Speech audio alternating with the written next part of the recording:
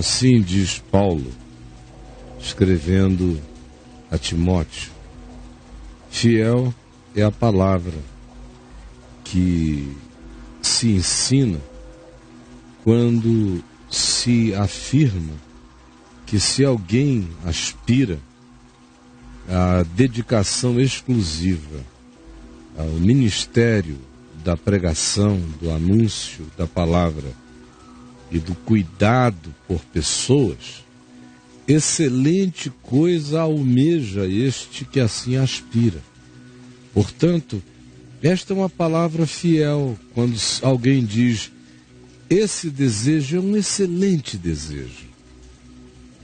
Mas é necessário que haja algumas coisas. Não basta que a pessoa deseje fazer tal dedicação. Ela tem que ser de um determinado modo, porque isto aqui não é cargo, isto não é função, isto não é emprego. Isto tem que ser dom, isto tem que ser vida, isto tem que ser caráter, isto tem que ser compreensão, isto tem que ser entendimento, isto tem que ser serviço. Portanto, é necessário que essa pessoa que assim almeja seja irrepreensível nas suas relações humanas. Ela não ande dando razão de tropeço, nem de escândalo, nem seja um provocador de perplexidades desnecessárias, nem seja alguém que transgrida contra o próximo e passe adiante. Portanto, ele deve ser alguém em relação ao quem as pessoas têm respeito. Precisa ser esposo de uma só mulher, não ser um homem de muitas mulheres na vida dele, um bígamo, ou alguém que tenha um amante, ou que tenha uma vida dupla. Ele deve ser esposo de uma mulher só. Precisa ser uma pessoa temperada, deve ser temperante, deve carregar equilíbrio no ser. Por isso, necessita manifestar sobriedade no que fala, no que expressa, no modo como trata, como chega, como sai, como fica, como é. Sóbrio em tudo, temperado, modesto, sem autopropaganda. Que seja uma pessoa que se enxergue, que não seja um nonsense. E que, além de tudo, seja acolhedor, seja hospitaleiro, inclusivo, misericordioso e capacitado a ensinar, que tenha conteúdo, tenha conhecimento, entenda o Evangelho e tenha aptidão para transmiti-lo com clareza, com sabedoria. Isto é a condição sine qua non. E que não seja dado ao vinho, enchendo a cara, andando bêbado pela vida. Também não seja violento em nenhuma forma. Da casa dele, as expressões dele, que ele não seja violento, que ele não pratique nem violências físicas, nem simbólicas, nem carregue violência energética dentro dele. Antes, que ele seja cordato, que ele tenha um coração disponível ao acordo da paz, que seja inimigo de contendas, de brigas, de disputas, de confusões, que seja avesso a isso, que desista da contenda, no que depender dele, que tenha paz com todos os homens, e também que não seja avarento, ganancioso, que não goste de dinheiro, que não fique sonhando com fortunas ou fábulas ou riquezas ou vida de uma exuberância material, porque ele, se for assim, já está enredado pelo laço do diabo no coração. Portanto, que seja também alguém tenha uma relação saudável com os da sua casa, apreendendo e praticando a criação dos filhos sob o ensino do Evangelho, com todo respeito pelos filhos e pelos outros. Porque se alguém não sabe cuidar com amor, com respeito, com reverência dos da sua própria casa, como cuidará de qualquer outro grupo ou daquilo que se chama Igreja de Deus?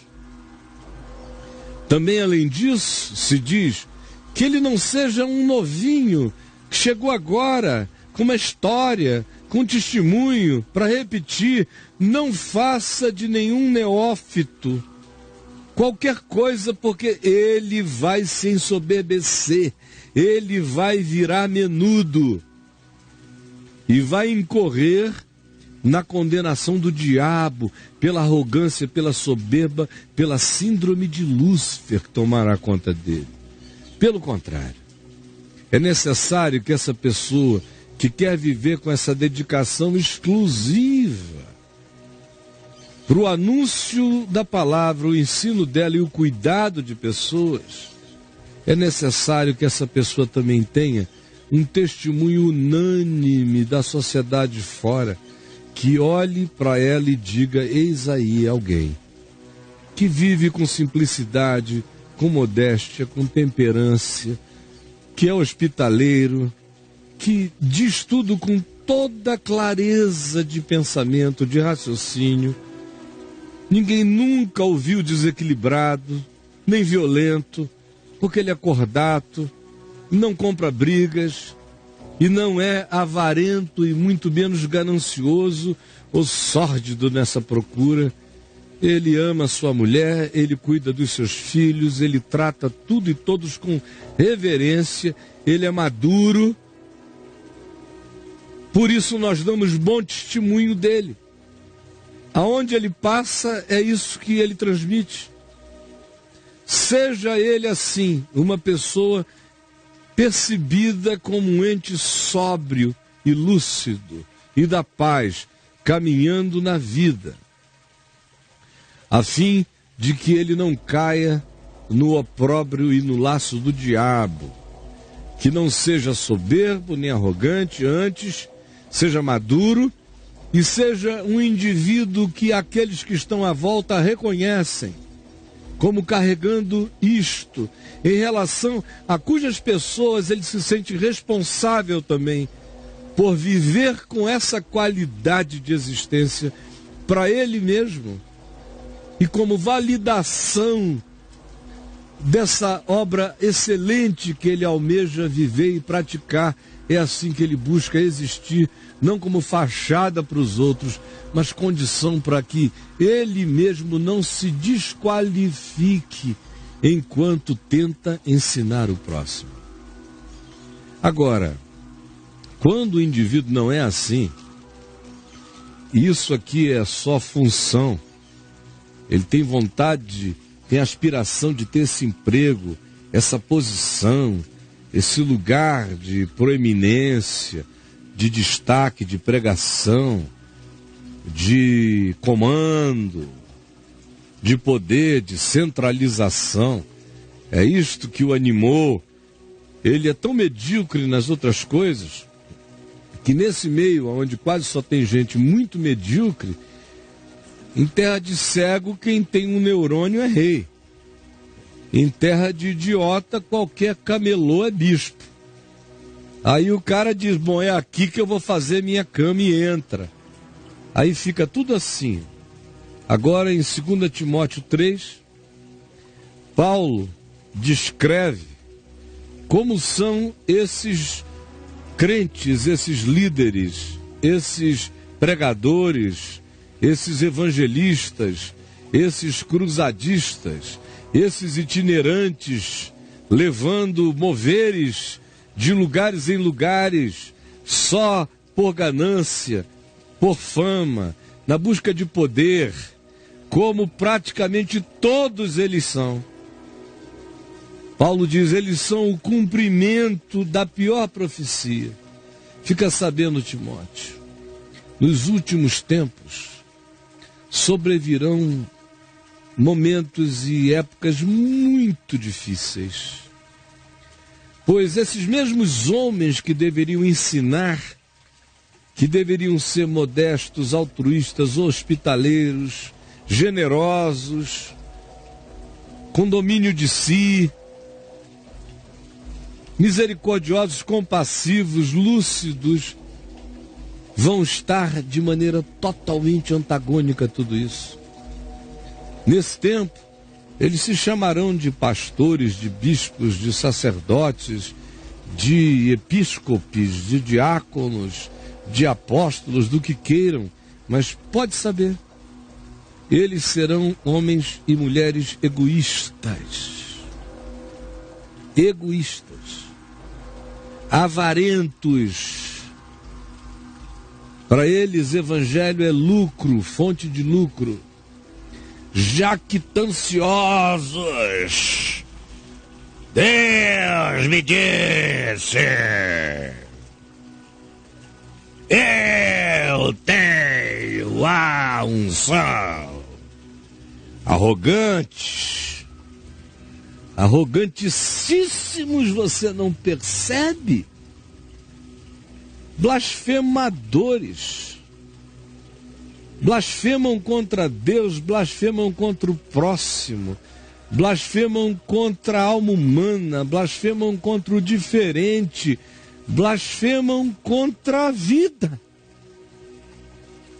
pregando as suas xarias de maldade. São desobedientes aos pais. Não carregam reverência nem para com seus pais. Como é que terão reverência para com aqueles que eles dizem que são suas ovelhas, ou que eles comandam? Esses eles tiram a pele, a carne, as unhas e bebem o sangue e chupam o tutano. Eles não têm reverência. São ingratos. Não guardam gratidão no coração. Para eles a fila anda. Se quem me ajudou não pode ajudar mais, já ficou para trás. São pessoas desafeiçoadas. Não carregam ternura enraizada, genuína e fiel no coração por ninguém.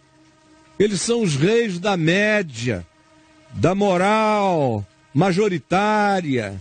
O que for de acordo com aquilo, eles estão ali para cometer o seu teatro.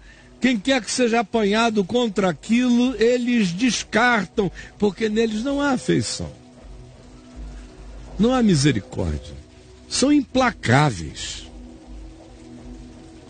São caluniadores, deliberados, inventadores do que nunca houve, propagadores do que eles não sabem, e não têm nenhum domínio de si, vivem fazendo a vontade da carne e dos pensamentos, das suas pulsões, mas são religiosos e se escondem bem atrás do tapume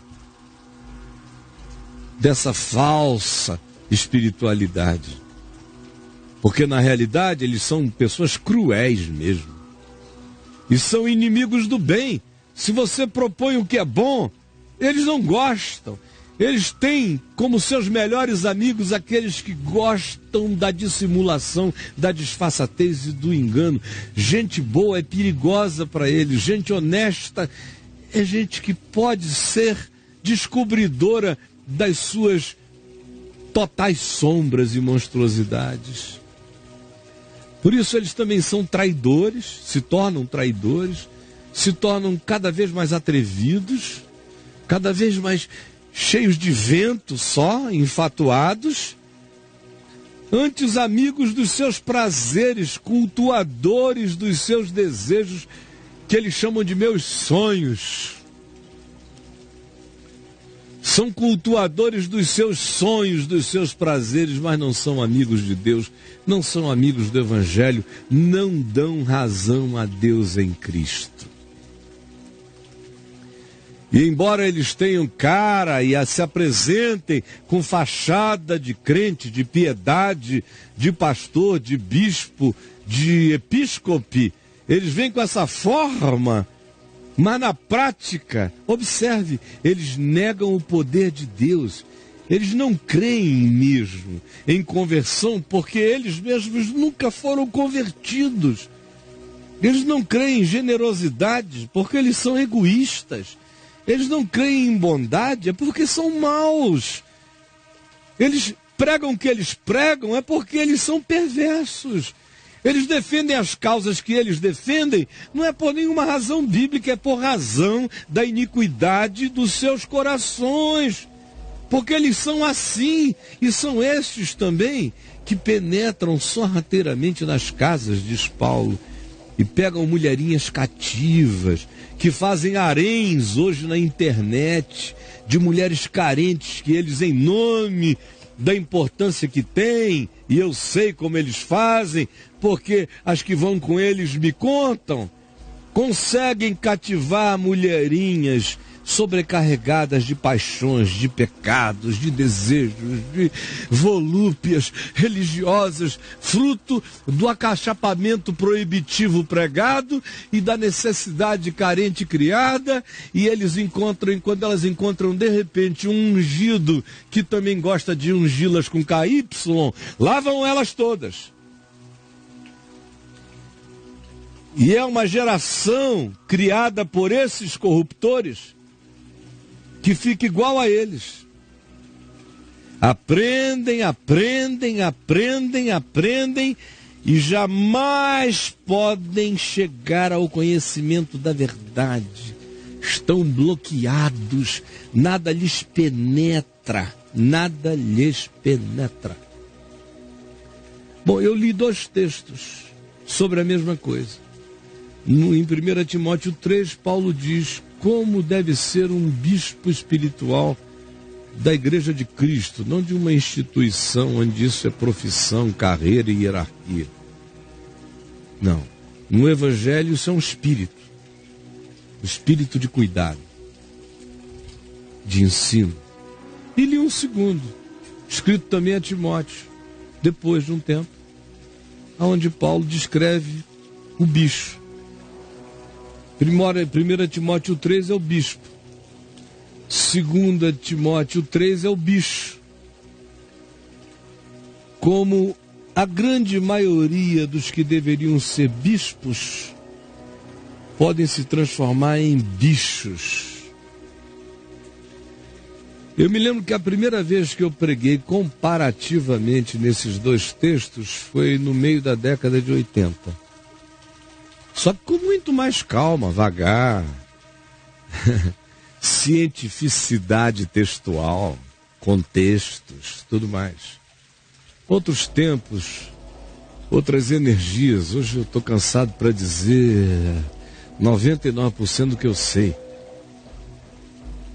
As outras vezes eu preguei no tempo que eu era presidente da Associação Evangélica Brasileira, quando eu via todo dia novos bispos sendo ordenados, e eu os conheci, sabia que eles eram apenas bichos daquela natureza perversa. De lá para cá, os bispos sinceros desapareceram quase todos. Ficaram apenas os bichos voluptuosos, com essas mesmas características perversas, comendo a alma da população, incluindo a sua. Aqui eu sei que eu tenho o bispo remanescente sofrendo solitariamente. Se quiser, fale com a gente. Eu tenho o bispo em crise, se bandeando para o lado da bichificação espiritual, e que pode ter o seu caminho salvo hoje, se prestar atenção. Temos aqui também os que se corromperam, e alguns só depois de muito corrompidos enganando e sendo enganados, nunca chegando ao pleno conhecimento da verdade, tiveram que viver aquela hora final aqui do verso 9 de 2 Timóteo 3, quando Paulo diz que a insensatez deles, a loucura deles se torna conhecida de todos. Aí a ficha cai na hora que o cara perde tudo. Os pastoreados pelo verdadeiro bispo estão felizes e os pastoreados pelos bichos estão escravizados, abusados, espoliados e manipulados. Escreva aqui pra gente no chat ou mande o seu vídeo no WhatsApp. E que o Senhor Jesus fale conosco. Agora. Em teu nome, Jesus.